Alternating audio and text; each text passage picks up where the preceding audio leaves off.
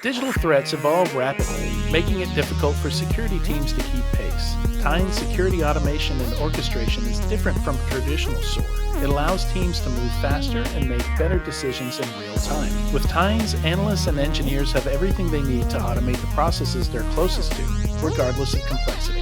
Built by security practitioners for security practitioners, Tynes powers mission-critical security workflows at McKesson, Canva, and Mars. Start building for free at securityweekly.com/Tynes.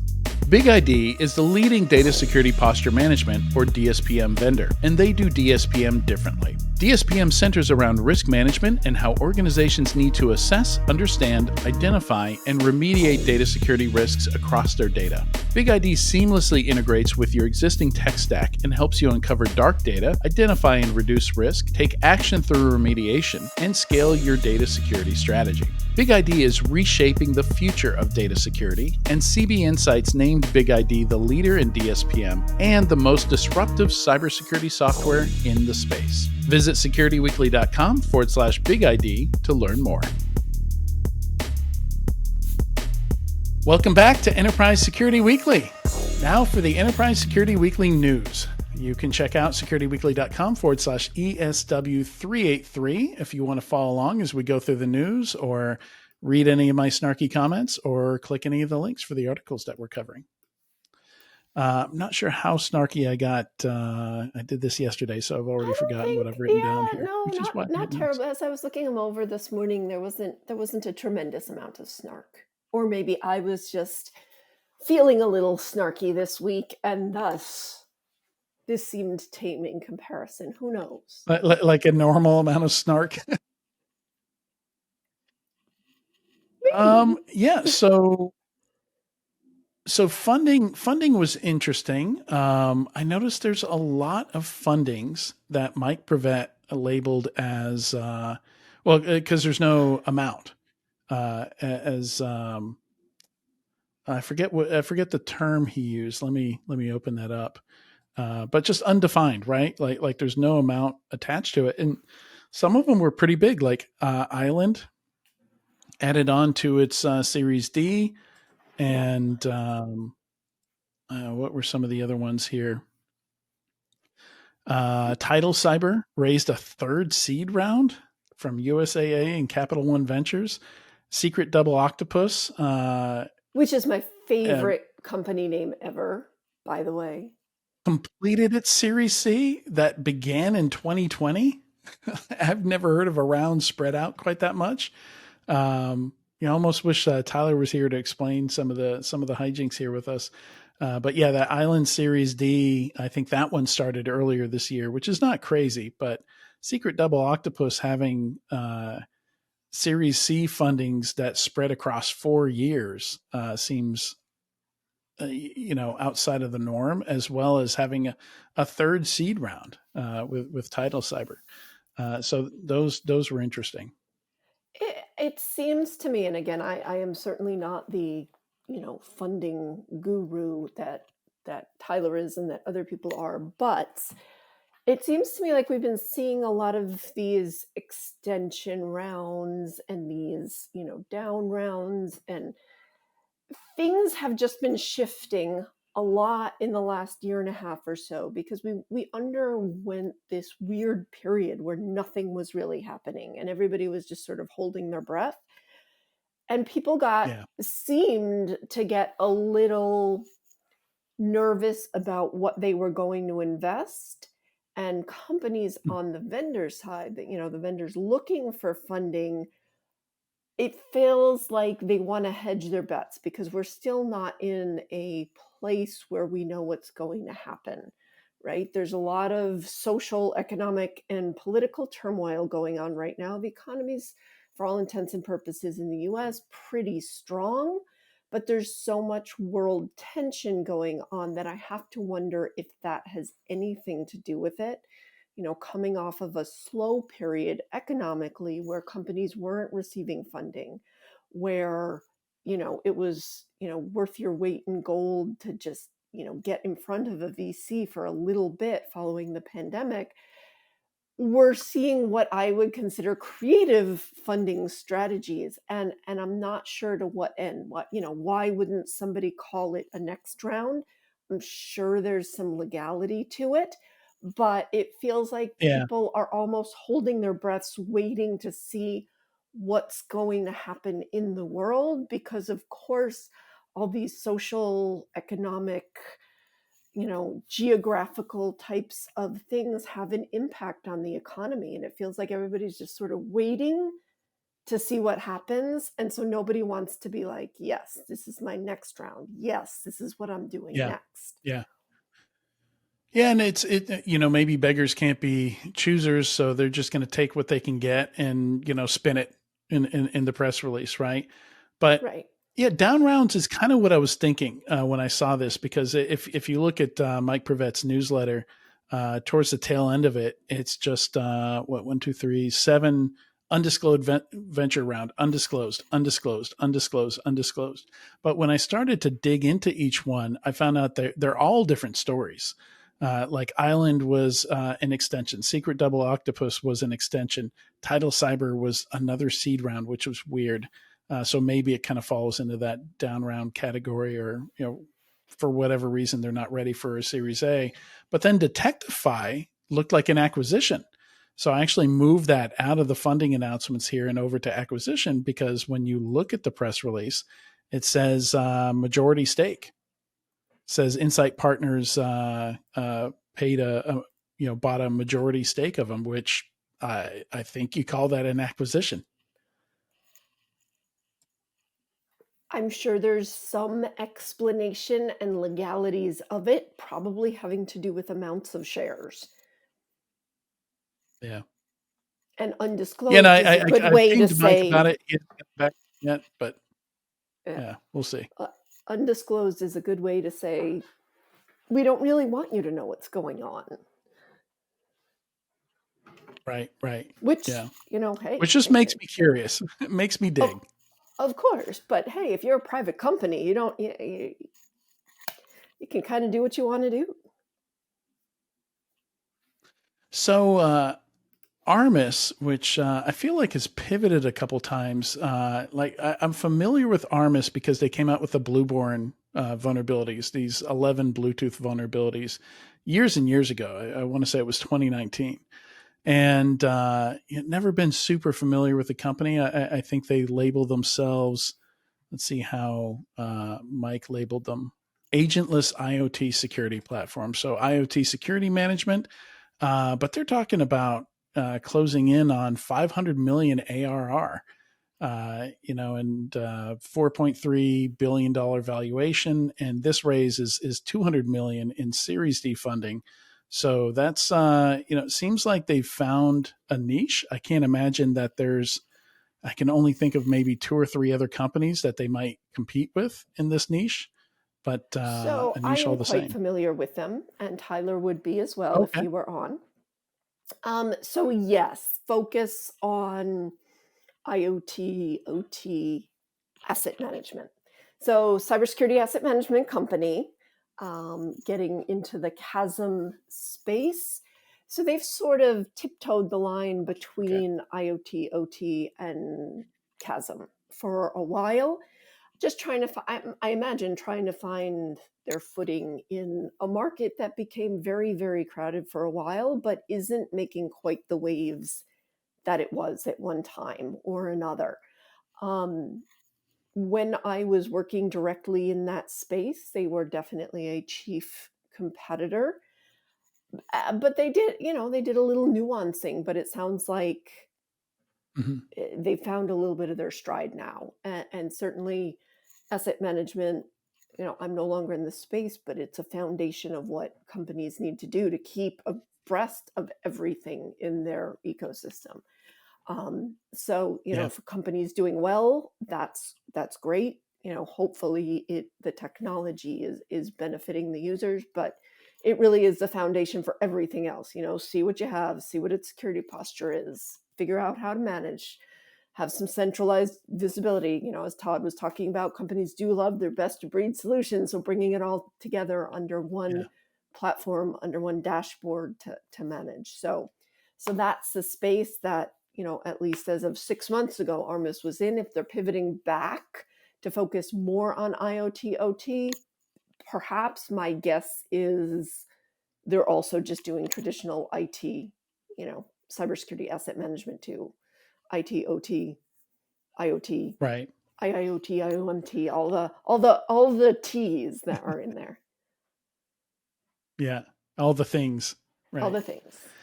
Um, yeah, it's. I just had an advisory call on this earlier today, and we are talking about the chasm market. But yeah, it's pretty foundational. It was a large healthcare organization I was talking to, health insurance actually, and yeah, it hasn't gotten any easier. And one of the things we talk about is the fact that most large enterprises have a whole lot of asset management systems. And the way I cover it, I say generally that's okay. Like your service desk, help desk folks have different needs. Every time I see somebody try and shove everything into ServiceNow and shove ServiceNow down everyone's throats, it never ends up well. And it just becomes one of those projects that never completes and never makes anybody happy. So I'm like, absolutely, like don't waste time on that. Go get a cyber asset management database. Go build your own source of truth for stuff, and just pull from the other folks. It's fine. Let them choose whatever tool they want to use for that. Yeah, when I was working in that space, when I would go and give talks, one of the things I would pull from is when I was working as an analyst, we were called in, we worked with end users primarily on consulting. And one of the main things we were asked to consult on or help with was how the heck do I consolidate all of this data? And we were working with very, very large companies, and they had no Yeah. centralized source of truth. And if you went to any of the BUs, they would give you their little sliver. And then you'd say, okay, but if you're using these things, what else are you using? And we'd have to sort of tease it out. Nobody could ever give you a complete inventory, not even pulling from their own tools. And then add like procurement data and details on top of it, forget it. And, you're talking about massive companies, global companies, Fortune 50 companies, and they had no idea what assets were being used from team to team to team to team. So, yeah, big Yep. problem. Yep. And moving on here, we've also got Bug Crowd. I've always been a little murky on what the potential exits look like for HackerOne and Bug Crowd. They've both raised a lot of money. This is $50 million in growth capital facility, whatever that means, from Silicon Valley Bank, which still exists. Just to remind people, except now it's a subsidiary of another bank, and I forget the name of the bank. Hopefully with First some Citizens better Bank. oversight. Yeah, a division of First Citizens Bank. So yeah, and also I saw that Trey Ford joined as the CISO of Bug Crowd now. So that's um, well-known name. I'm not sure if we've ever had him on the podcast, but we probably should. He's done some interesting stuff in the last couple of years. Um, let's see. So yeah, Island, that extension was 175 million Series D. So that brings them close to 600 million raised, whereas their main competitor was Talon, which got acquired at the Series A stage by Palo Alto. So it'll be interesting to see what Island does from here, and what potential exits they might have with their enterprise browser. Zenity raised $38 million in a Series B funding round to secure agentic AI. So they're one of these companies that will kind of police the prompting, the input into things like Microsoft Copilot, and potentially police the output as well. So looking to filter input and output, make sure there's no malicious stuff going in and no sensitive stuff coming out that shouldn't be returned to the employee or wherever it's going. So a ton of startups in this space. Zenity is one of the few that's reached the Series B funding stage. So it's going to be interesting to watch these companies and how they grow. And we've got a bunch of acquisitions here. CompTIA got acquired by Which private is equity, amazing. They've been HIG, around forever too. right? So that's your A plus certification, your Network Plus, your Security Plus. All that comes from CompTIA, and they are Not anymore. now private equity owned. Now, Well, now it comes from I mean, Thoma Bravo. yeah, getting acquired by a private equity firm brings certain assumptions, and yeah, it's not the best look for a lot of companies. Sometimes it's fine, like it doesn't. You would never know the difference. And the service doesn't degrade or anything like that. And sometimes it's terrible. And the cost cutting and the combining it with other acquisitions that the private equity has made are painfully apparent to customers or people using the services. So, as with any other acquisition, we'll just have to wait and We'll see just have to wait and how it see. impacts the company. But certainly, they definitely have a lot of those certifications that people first get when they get into this industry. You would think it's a pretty profitable business, right? Because, Yeah, just the model that's IC used. squared seems So, to be doing good. yeah, Yeah, I mean it's easy money, right? Should be pretty easy money. build one model and They teach do them mention that all. the training space has a $5 trillion market cap or TAM. Yeah. 5 trillion, but that's all training, right? Like that includes maritime training, like professional engineer license, like everything. That's not just cybersecurity. Right. As we mentioned in the many times talking to Todd Tiemann, Normalize got picked up by Proofpoint. That is the 8th DSPM acquisition in 2 years, according to Mike Prevet's newsletter. And yeah, and then I mentioned Detectify, which says it's a majority investment. So I moved it from fundings into acquisitions. I think they're Swiss based.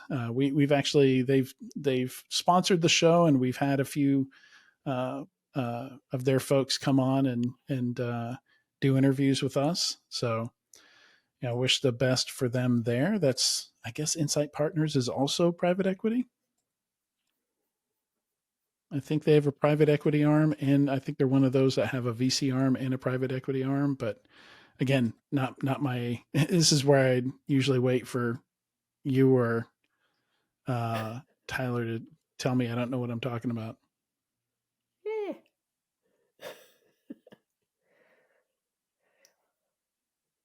Well, number 4, CrowdStrike is certainly interesting. They've been Hmm? making some big moves. Um, Yeah, this is not surprising to me. It makes a lot of sense given some of the other things that CrowdStrike has been doing and announcing. Um, SSPM was ripe for acquisition a year or two ago, but the aforementioned yeah, economic issues didn't necessarily make it so. SSPM very, very closely tied to Chasm, very, very closely mm. aligned with that. And And CASB. yeah, yeah. And looking at you noted here, starting with App Omni, which is partnered with Wiz. CrowdStrike seems to be wanting to go toe to toe with Wiz, and Mm-hmm. some of the recent moves that they've made, the recent announcements they've made, the alignments and partnerships and acquisitions. It'll be interesting to see what happens. I don't think this is the last we're going to hear of them. Maybe this year, because we're running out of time. But I get the sense that there's a lot lined up. Just from rumblings in the With Wiz. industry at CrowdStrike. Oh, Oh, there are CrowdStrike. Okay. definitely rumblings with Wiz. There was something, I don't know if it's on your Yeah. list. Something, is that on your list? No. There are No, rumors. but I well, so there was just something that was kind of reiterating the reason that they turned down Google in that $23 billion offer, but it didn't really add anything that we didn't already know. We knew they turned them down because they thought they could be bigger. It Right. did throw a number on what bigger meant, and they're talking about 100 being $100 million Yeah. uh, valuation company, which puts them up there with the CrowdStrikes Yeah. and some of the biggest out there, right? Yeah.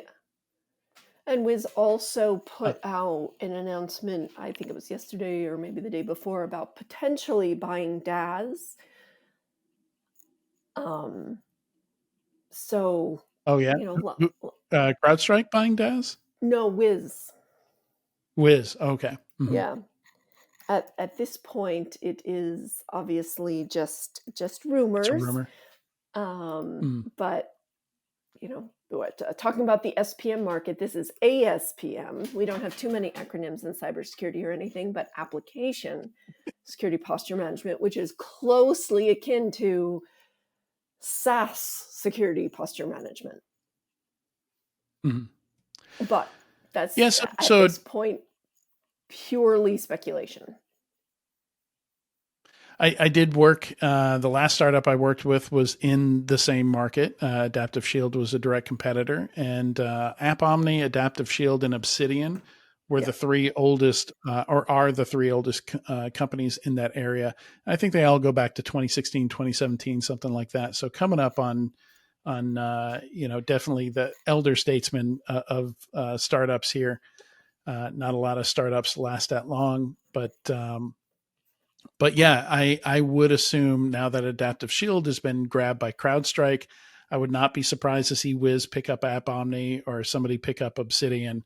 Yeah. I think it's going to be one of those, or maybe some of the smaller ones, some of the newer ones. For companies that maybe can't afford an App Omni or a Obsidian, which I assume because they've been around longer have more traction in the market, which is not always true, but yeah, we'll see what happens there. See if that triggers a buying frenzy.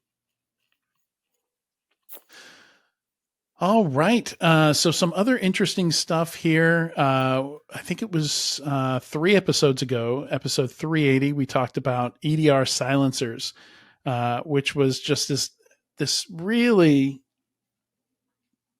almost dumb trick that malware is using to just create a firewall rule in Windows that says application, sentinel1.exe can't talk outbound anymore.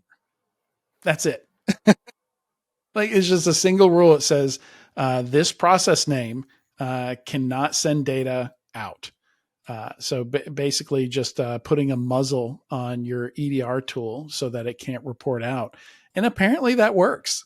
I would think there would have been more tamper resistance to that, detections of that. I'm sure the EDR software in the industry will respond to that. And this write up from who does this come from? Huntress. So Huntress, I think, is an MDR firm. And I'm sure they're not the only ones responding to EDR silencers with stuff like this. But yeah, it's a good write up, kind of discussing like how it works, getting into the nitty gritty, the different techniques you can use to detect it and prevent it from happening. So it's a good write up. It's a good response to it. Then jobs. So this was interesting. I learned there's a couple things in the news today that start with me saying, I didn't realize this was going on. And ghost jobs is one of them. This was Apparently you can amazing. I had never heard of this until this morning. yeah, apparently by a company can post job openings and help their stock market price, can make their company look better, make it look like they're healthier than they are. They don't intend to hire any of these roles that they're posting. They're just there for visibility. They're Just like just us. there. They're just faking it. This is amazing. So, like I said, I'd never heard about this. Um, I guess I'm not surprised to read it, but for anybody who's watching or listening and you don't know what this is, so ghost jobs are apparently jobs that companies will post in an effort to, well, there are several reasons. Either make it look like the company is more actively hiring and thus more successful than it is. Maybe they're trying to tease out the market and find new people, even though they don't have an open rack. And or the most pernicious one of all, make their current employees think that they're dispensable. That to me Oof. was, it's not that I don't know that, right? Because I worked for enough companies, I have enough friends, who've been laid off for no reason or fired for no reason by companies who are disloyal. You put your heart and soul a lot of times into a company, and it's like one day they just decide, boom, you're gone. But to actively do something just to And remind there's a employees, stat hey, you're replaceable, seems really terrible to me. Like if I found out a company was doing that and I was interviewing there, I would never accept a job where the message, sort of coming down from the yeah. HR, the people team, was everybody who works here is replaceable. I know I'm replaceable. I'm not unique. I'm not the Do you smartest have the person. stats there? What's that? Do you have the stats there? Because the stats are pretty surprising too on how The common this is. stats are, yeah, the stats are really, really surprising. So in reading through this, it looked at a survey from a company called My Perfect Resume. 81% of recruiters, that was a dramatic pause for effect. 81% of recruiters admitted to posting ads for positions that were fake or already filled. 25% of people who responded to this survey said ghost jobs helped companies gauge how replaceable their employees were, and 23 said it was to help make the company appear more stable during a hiring freeze. Then another Posting jobs, report, open yeah, jobs during a yeah, hiring freeze. yeah. Another report said that 62% of companies posted them specifically to make their employees feel replaceable. So sometimes I'll go onto my company's website, see what people are hiring, because I have friends who might say, hey, I'm thinking about moving. So I'll go onto if I went onto my company's website right now and saw that they were hiring for my position, I would be freaked out, because we are not at a position in our growth to hire somebody who does what I do right now. We have the full complement of a team that we need at this stage. So imagine you're that person, you go on to your company's website or you're on LinkedIn and you're like, oh, let's see what's in the news. And you see that your position is there. That's just scare tactics. That's terrible. Nobody Yeah. should have to feel like they're being taunted by their employers. So those are some statistics. There's some other really bad ones in here too, like according to over 1,600 hiring managers, 40% of employers admitted to posting fake jobs, and that 3 in 10 currently has ghost jobs listed. So yeah, it's psychological warfare. It really is, and it's a bad state for us to be in. There's already And so there's much specifically, anxiety about your job and doing a good job and keeping your job, and what happens if you lose your job, and what it means for your family, and what it means for your future. And especially as, I'm looking at myself, I'm not an early stage employee. As we get older, like just being scared into, you know, working harder or longer or whatever, even if you're working hard and working long hours, it just seems like a terrible trend to me. so I want to kind of bring this over to, like, we've had a lot of folks on in the last 3 to 6 months where we've talked about the career path in cybersecurity. and job openings, and we've questioned how accurate those lists of how many job openings there are in cybersecurity are. And I think this is a big hit to those estimates because some of those, like I'm blanking on his name, the one guy we had on who has his own like career path builder Yeah. tool. Like he's automatically pulling that information about open jobs. And Right. now we're learning some of those are not really open jobs. So If I you look at wonder in that first stat, cybersecurity, 81% of recruiters admitted to posting ads for yeah. positions that were already filled. 81%. That's of recruiters. But So I wonder how much we have to adjust that to get to the real numbers, right? Like what are the real numbers are clearly nowhere near that. And then like one of the most common outside of cybersecurity ventures who makes up all their stats and doesn't have any data behind them, IC squared has one of the most commonly used stats about how many open jobs there are in the industry. And I generally don't find myself agreeing with Ira Winkler, but on this, um, yeah, he discovered something that I guess I never dug deep enough. Like I dug pretty deep into the IC squared's methodology for coming up with that number, and I guess I never saw this or never found this. But there's some fine print about and their job estimate is something like over 3 million jobs yeah, globally I think in at cybersecurity. last blush it was 3.5 million or something ridiculous. Right. But there's some fine print that says the IC squared cybersecurity workforce gap is not an estimate of open positions or jobs available. It's an estimate of the number of people needed globally to adequately secure organizations.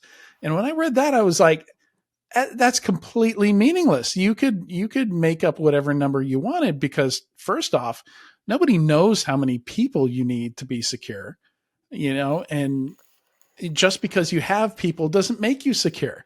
Like that's not how that works at all. Like maybe No. you hired some bad people and they're making you less secure. Maybe having Or more maybe you people is have actually 3,000 people and they're all on a perpetual lunch break. I mean, it's just, right. it's ridiculous. Yeah. I Yeah, think this and definitely oh, pokes a hole in that bloviated statistic, right? And should make people question why. Why do we feel the need to exacerbate the situation? If it's bad, we don't know mhm, that it's bad, is probably the answer. But also, why are we perpetuating the myth? Is it to make ourselves feel good, right. Yeah, or is it, yeah. but Who's what it is helping? it? And like, it's not healthy. And is it helping do better security? It's helping IC squared sell more certifications and I guess renewals so. on the CISSP. I guess so. I So guess so. yeah, But you then, but can then make you some have the money off. hiring managers who Yeah, who are like, well, I don't care about your certification.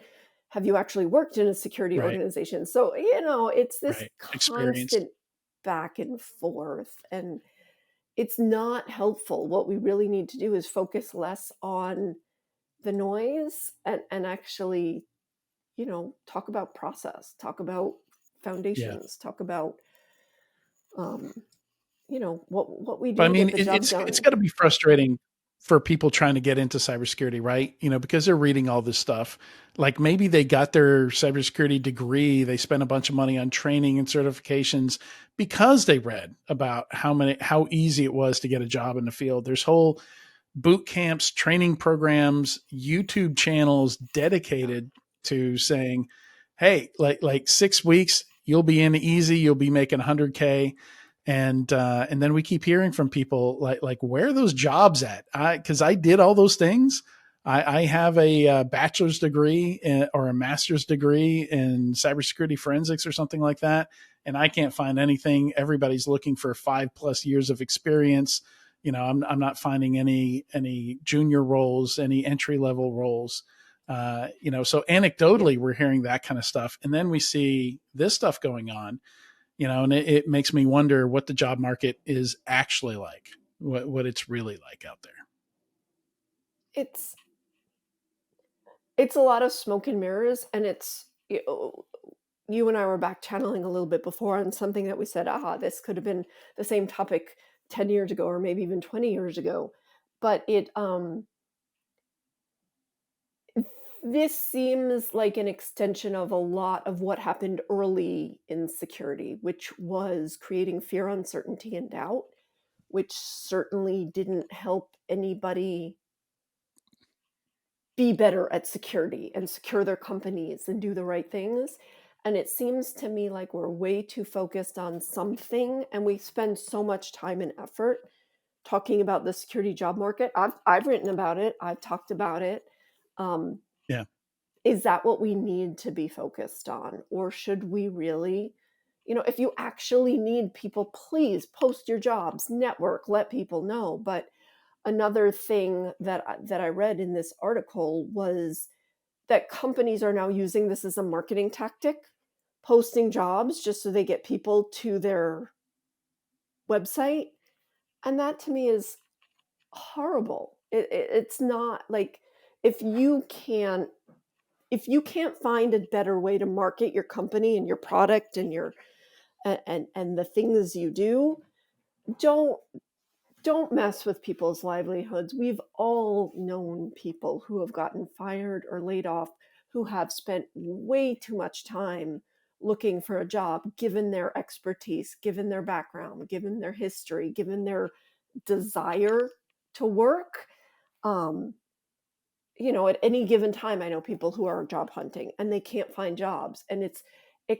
excessively frustrating to send out resumes and hear nothing. And then when I was last looking for my current job, um, I actually got it obviously because I knew somebody, and it was super quick. Yeah. Same. But in the I've never sent out resumes. I've never had any luck with that. It's well, I did it because networking. yeah, networking is the key. But I've sent out those resumes in this last round and even before because of unemployment. And when you Yeah. apply for unemployment insurance, you have to Oh, prove you're required to? you are required to. And I always figure, well, Mm-hmm. might as well if I'm eligible. And you have to prove. So there were companies that I applied for the job for with exactly the same job description, requirements, skill set, etc., that got back to me, not kidding you, 6 months after saying, I'm sorry, but we don't actually have a position. And it's like, wow, you're messing with people's livelihoods. If you're not the kind of person who has a big Right. network, that shouldn't preclude you from working. And so just Yeah. Yeah. reading this, it's so unsavory. Yeah. Yeah, for sure. It's painful. Like typically when I get a job through a network or something like that, like somebody hits me up, like the whole process is done in a couple weeks. Yeah. It's in and it's done. The stuff I've heard about people going through like submitting resumes and stuff like that. Nobody should have to go through that level of stuff. Like No. I don't see any way to fix it. There's a ton of places to put resumes. Like people submit their resumes for stuff they're not really qualified for. So there's a lot of noise on both sides. Yeah. I've heard of hiring managers having to sort through over 1,000 resumes. So it's just there's got to be some way to disrupt hiring here and make that better. But yeah, let's move on. Got a few more things I want to cover here before we close out the show. So this was another thing. This also falls under the I didn't realize this was this bad. But there was, and I'm going to forget his name, so I'm going to open the link here. A guy who, and I think he's even connected to one of the companies that raised funding here. Is he the founder of Zenity? Yeah. So co-founder and chief technology officer of Zenity, who we just mentioned because they just raised a Series B, did some research here and found it was super easy to poison Copilot just by sending an email. So you could be anybody and send a company an email with some prompt injection in, 1 pixel, like 1 point font, a white on white background, so it's hidden, so you can't see it. And I'm not even sure if you have to open the email in some of these demos or if he just opens it for effect. But Copilot will read that email if you have Copilot enabled for Exchange. And you can also do it over Teams because Copilot works for Teams also. And you can get chats from external non-employees on Teams meetings. So that's another way you could do this. And like he was able to replace the bank account number. Like if you asked Copilot for the bank account number for a partner, like you could effectively do BEC here. Of course, folks should have processes to check for this kind of thing and to double check. It should be obvious the way your systems work. If a bank account for a supplier goes from Bank of America to the Bank of Seychelles, that should pop up somewhere and notify you. But still, it's a really interesting phishing attack vector. And if you're not expecting your Microsoft Copilot responses to have phishing, have bad data in them, if you haven't been trained for that, if your security awareness isn't telling you that, maybe you do just take it for granted. Maybe you just you learn to trust it. You don't realize that is an attack vector. So this link I have in here, if you scroll down, there are 3 bullet points, and each of those leads to a YouTube video, pretty short, like 2-3 minute YouTube video, where he demonstrates a bunch of different ways that this poisoning can work. I don't know if Microsoft has done anything since this came out. This was a black hat presentation that all this was prepared for. But I don't know how you would fix this exactly. Like this seems like something pretty fundamental to how Copilot works and how it consumes data. So yeah, I'm not exactly sure how you fix something like this. Well, it's one of the reasons we're seeing a lot of AI security companies pop up and we don't have it figured out. Yeah. Right. We definitely don't have it. Yep, for sure. Out. And I think it's going to be a while. If Tyler were here, he would argue with me, but he's not, so I can say what I want. Yeah, if you're listening, Tyler, suck it.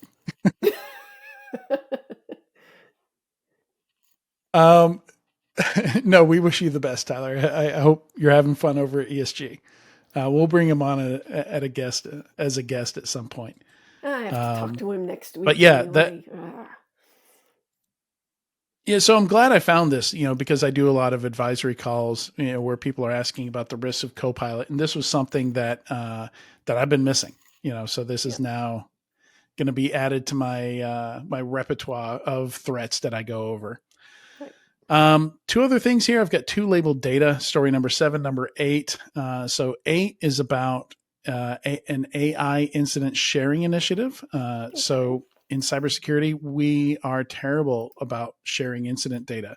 Nobody wants to share incident data or breach data. They share as little as they can, usually just limited to whatever the SEC requires them to, or, maybe something is discoverable in a class action lawsuit, and that's how we find out about it. But precious few companies are open about that stuff. So it is good to gather data on that, because honestly, it helps us even if it's completely anonymous. We don't need to know who had the incident. We don't need to attach it to the name of a company to learn from their failures. And then the other one, link 7, is an actual huge database of AI incidents. So it's incidentdatabase.ai. And it's got over 3,000 incident reports in it. Lots of interesting stuff in there. They've got different views, different breakdowns of it. You can download the data. So super useful resource if you want to read up on AI threats and incidents, learn about the kinds of stuff that can happen. And it's very broad.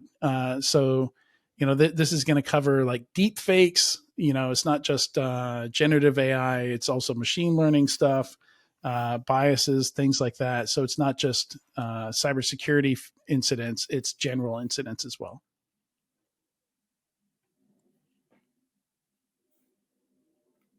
Then we've got a tool here. Story number 9 is a generative AI usage policy generator. And this is from a company called Harmonic Security. So this is basically just helping you create and customize a policy document for the use of generative AI in your organization. Which So is just part of your definitely a good thing governance. to have. Yep. And even with that, you're going to have some slip ups, right? I mean, no matter what you do, you're probably going to have some slip ups at some point, but just like everything else, you got to have an acceptable use policy for it because it makes people aware when they actually have to sign a document and go through it. I almost slipped up today, frankly. I was looking for a social media post on a piece I wrote. And sometimes I'll dump a document if it's super generic into an LLM and say, hey, generate a social media post. And I almost did that today, but it was talking about some technology that my company built. And so I started copy and paste and went, oh, no, not doing that. Like, I don't want you to have this, even though I really hate writing up social media posts for my social media person. I hate it. Yeah, it's so a couple things there we mentioned that really should be in your security awareness program. Yeah. This is one of them. Certainly I mean, I wish social media and would then my go away final one altogether, here but you got to use a usage policy. Yep.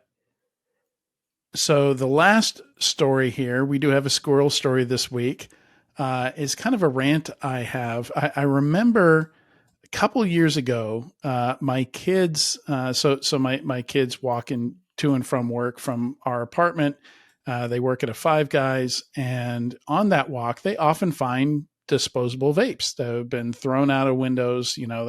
It's generally how trash works in America. You're done with something, you just throw it out the window of your car.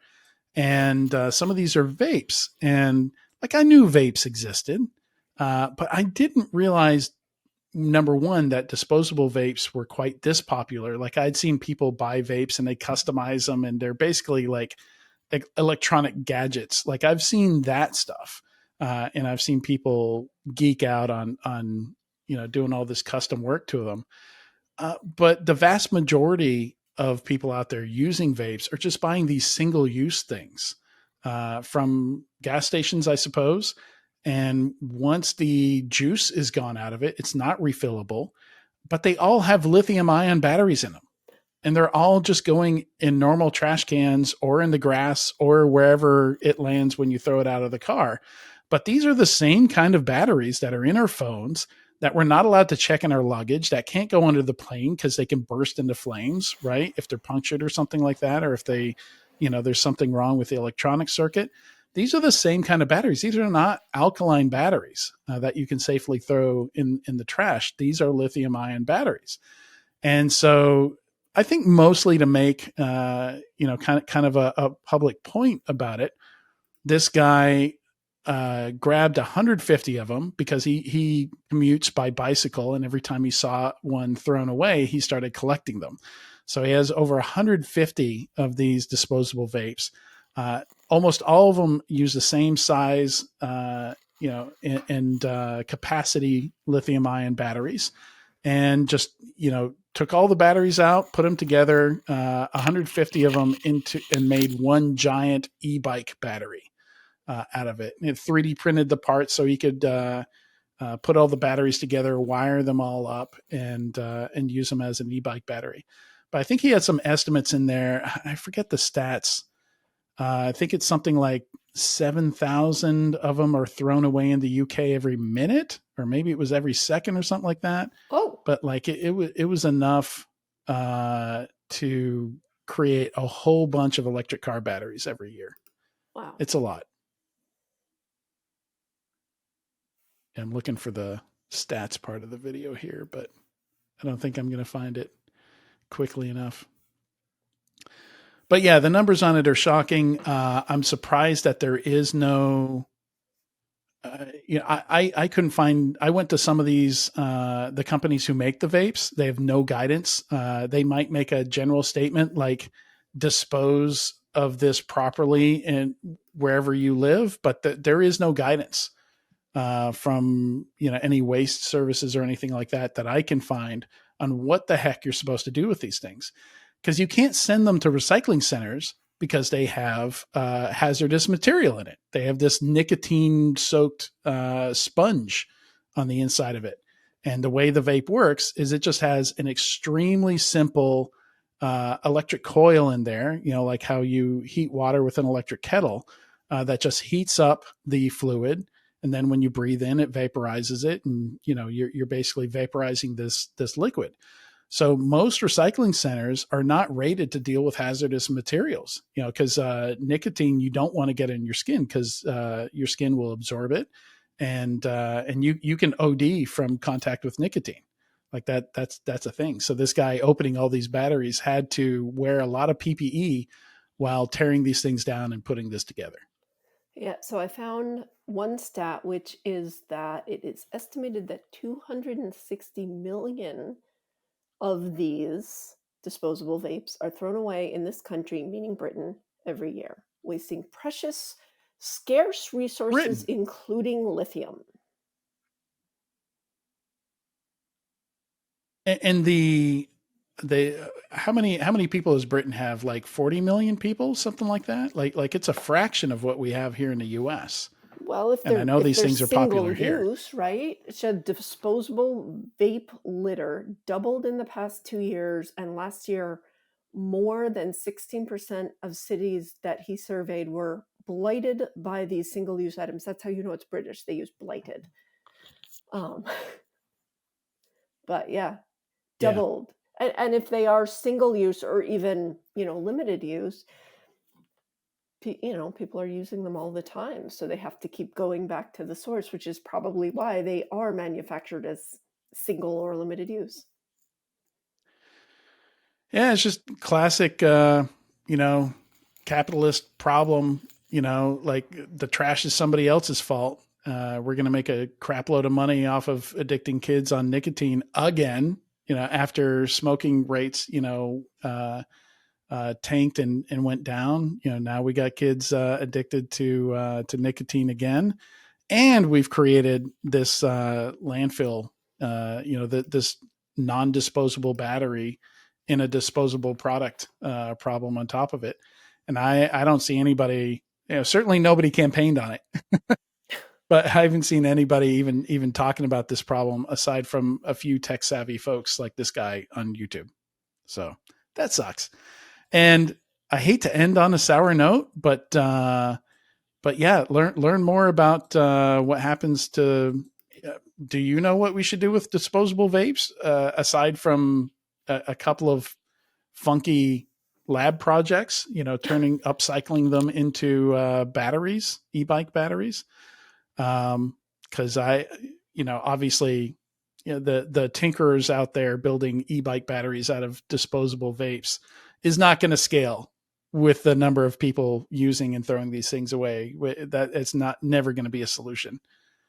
So if you have some ideas on that, let us know.